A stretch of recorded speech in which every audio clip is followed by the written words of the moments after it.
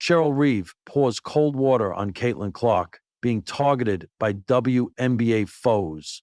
While anybody who has watched Indiana Fever star guard Caitlin Clark compete in the WNBA over the past 2 seasons can probably admit that she often has to deal with extremely physical and strenuous defense by her peers. There's been debate about whether this physicality is egregious or whether it's just a necessary byproduct of trying to stop one of the sport's most dynamic players. This debate heated up after Clark was eye-poked by Connecticut Sun guard Jacy Sheldon and then shoved to the ground by Sheldon's teammate Marina Mabrey in the span of about 15 seconds during their June 17 game. In the wake of this, many have asserted that Clark is getting targeted by opponents. Minnesota Lynx head coach Cheryl Reeve disputed this sentiment during a recent conversation on the FanDuel Sports Network that was released on YouTube June 28. I don't think it's about star players. I get the nature of the Caitlin Clark, of the popularity and eyes on. So everyone is watching. A lot of people are watching that never watched before, Reeve said. I don't believe Caitlin Clark is targeted in any way. She's a great player. You're going to get team's best efforts. I don't agree with egregious contact and the things that occurred after, stuff like that occurred after the live action foul on Clark during the June 17th Fever vs. Sun game. There was mismanagement by the officials that could have avoided some of the situation that happened. Given everything Reeve has said in the past about Clark, this sentiment about her not getting targeted is sure to raise some eyebrows from Clark's fan base. The headlines were burning hotter than asphalt in July. Caitlin Clark is being targeted. Rookie sensation under fire. Jealousy brews in the WNBA. Each day, a new talking head offered a scorching take on the Indiana Fever starlet.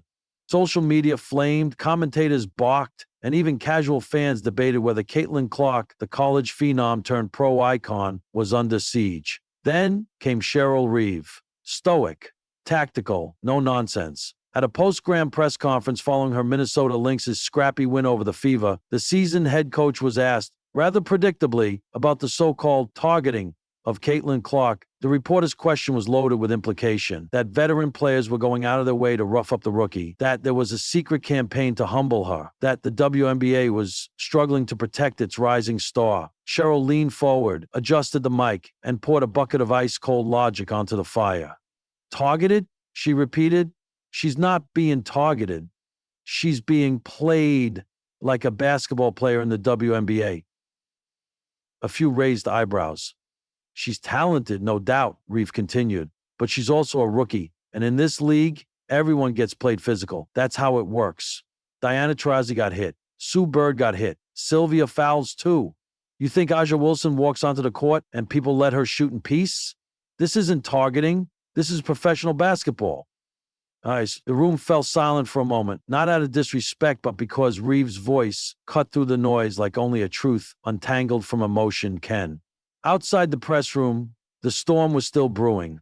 Videos of Clark getting knocked to the floor circulated on a loop. Every bump, every shove, every hard scream became symbolic, not of competitive grit, but of supposed vendettas. But Reeve's words made others take a second look. What if this wasn't a vendetta? What if this was a rite of passage?